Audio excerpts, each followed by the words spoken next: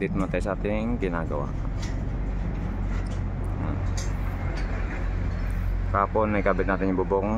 Yan, naikabit na yung bubong kapon. Tapos yan, nalagyan na rin ng studs kabilaan. And then mix natin. Nag-start na rin kami dito kahapon. Ay, kanina lang pala.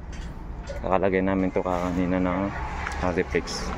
Yung kapal ng Hardiflex natin 1cm.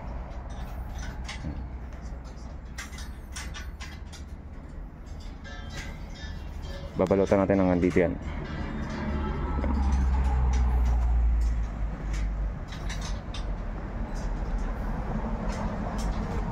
Sunod natin yung kakabit.